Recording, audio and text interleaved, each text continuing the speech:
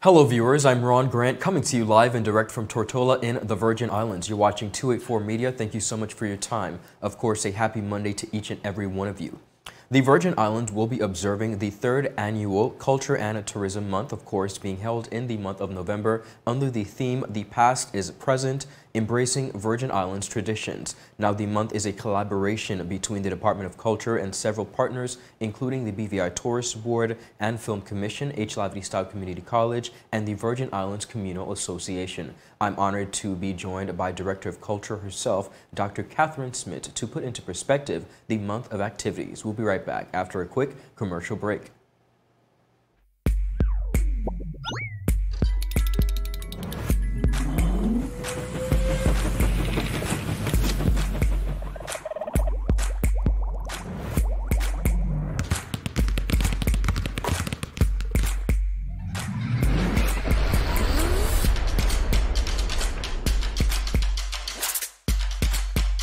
Freeze. Choose your mix, choose your flavor.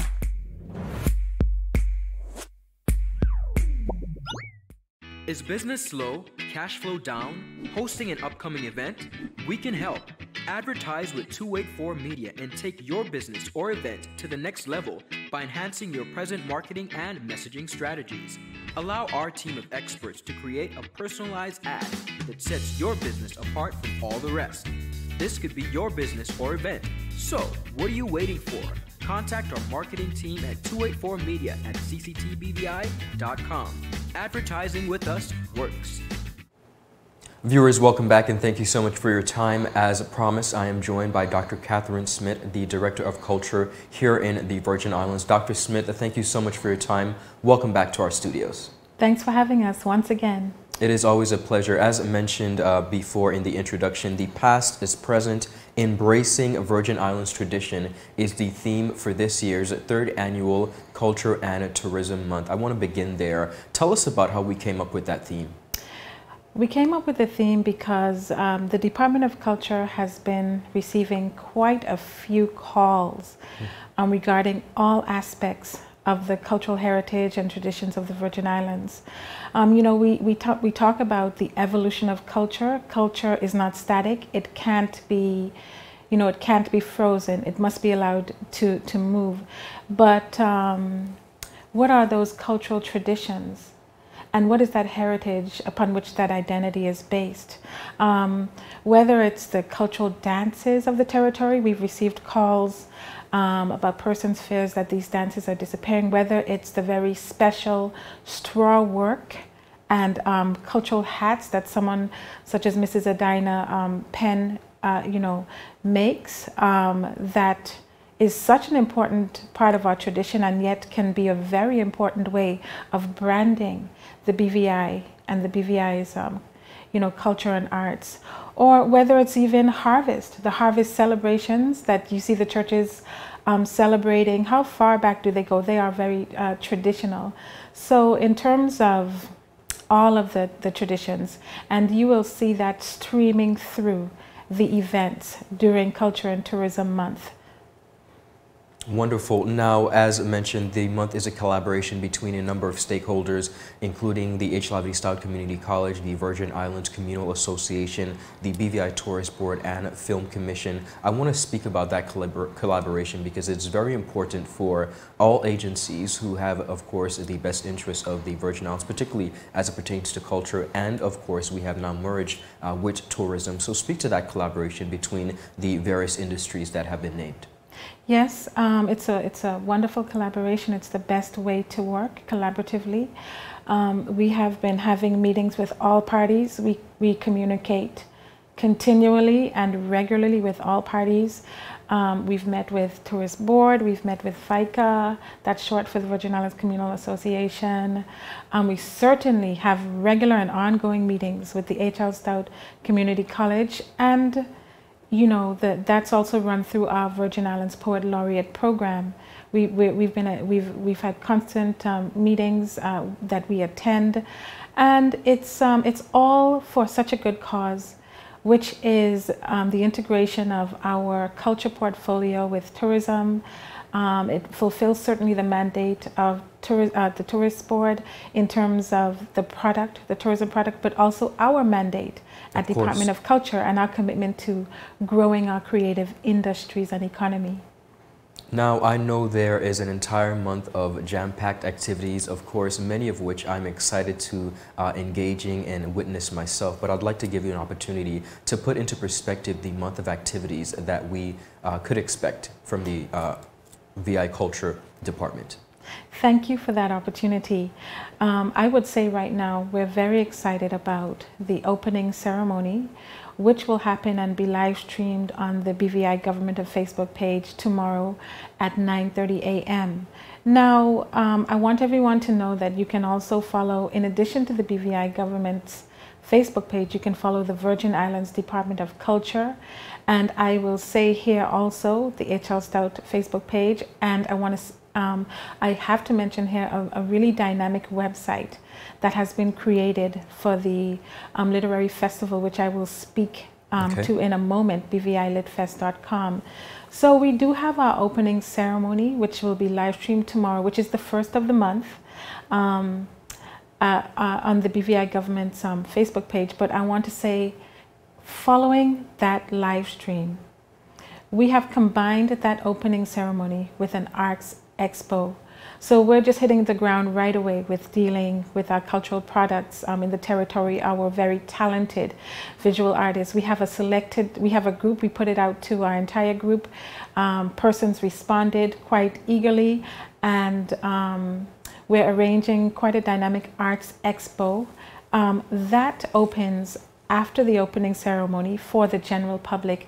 Everybody, please feel free to come through Maria's by the Sea Conference Room from 11 a.m. onward to view that arts expo. You'll learn about the artists, their works will be displayed and for purchase. And this is all a part of us really respecting and growing the creative industries in the territory. I have to say now a very special event for this arts expo, because we realize that a lot of persons work during the day. So between 5 and 8, we have a Meet the Artists session. Beautiful. Or event, yes, at Maria's by the Sea Conference Room. Between 5 and 8, it's a cultural cocktail event, everyone, cultural cocktails. So please make a special effort. It's after work, between 5 and 8. You'll be meeting the artists and viewing their work, and I'm just inviting everyone there, Maria's by the Sea Conference Room, tomorrow between 5 and 8 p.m. Following with the rest of the week, I think the Literary Festival, this very dynamic headliners that have been invited. I want to mention here especially Dr. Richard Georges, the Poet Laureate, and his efforts and his contacts and his wide reach to really work with us on putting this festival on the map. This is an international, regionally reaching with a literary festival with the type of participation that we have coming in. Over 40 speakers. So the writer's reception is on Thursday, and then the main two events, right? On the Friday, everything happens at HLSEC, all of the panel discussions, all of the dynamic activities following with an event in the evening. And then on Saturday, of course, we've already had such a volume of persons signing up to our workshops. Yes. Our regular Department of Culture's Writing with Writers workshop series, I think from 9 to 5 on Saturday now, that will be at the Maria's by the Sea Conference Room. Persons have registered in, but at the same time, between 10 and 3, we've been working on a local author's book fair. Why have we been doing that? We receive so many calls from the public asking for information about the BVI. What is the story of the BVI, culture, heritage, everything?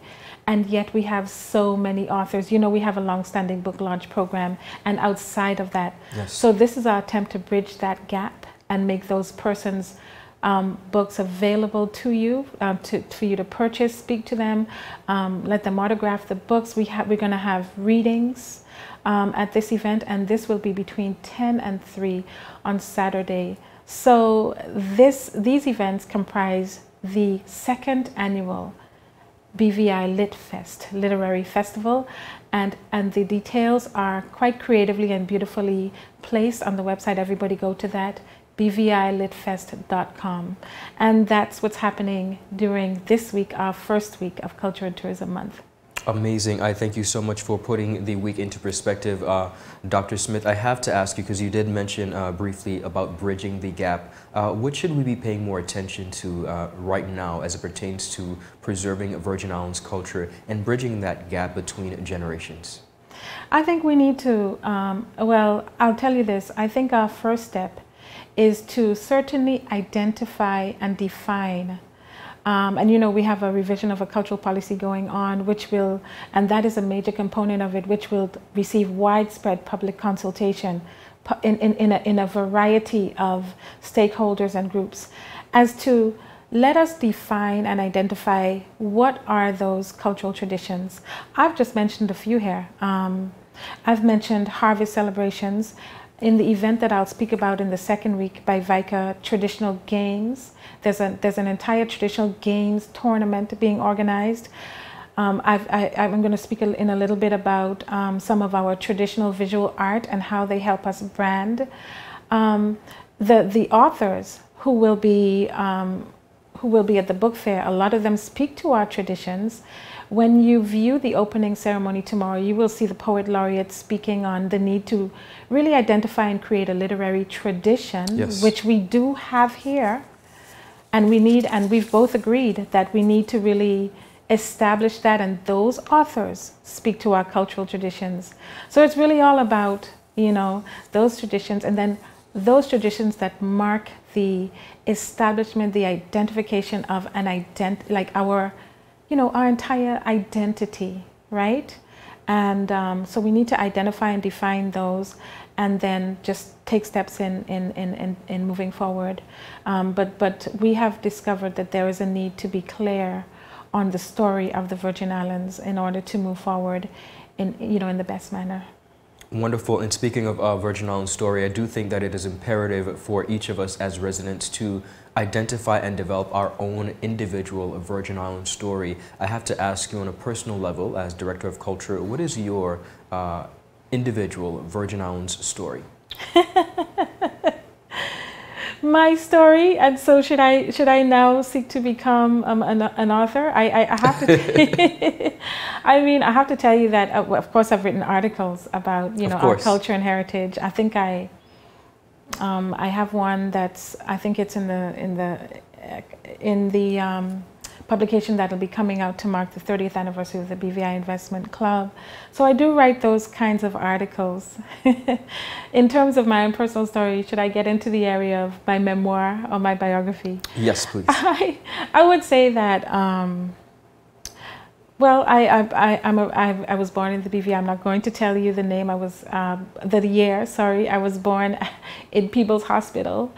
I think I've always had a very strong interest, because I am a historian by profession. Yes. And I especially love cultural history.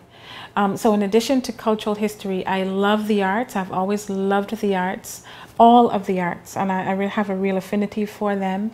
I in particular love the tangible cultural heritage of the territory. I'm speaking about historical sites, museums, burial grounds, everything that is of historical significance. And I am an educator as well, having been at the H.L. Stout Community College for years, teaching the Virgin Islands History course and many others. So I really believe in cultural education. So it's just everything wrapped into one. But I've had these interests as long as I've known myself. So I suppose that's what put me on my path toward the doctorate and all, and all of the, the certificates in education and heritage, etc.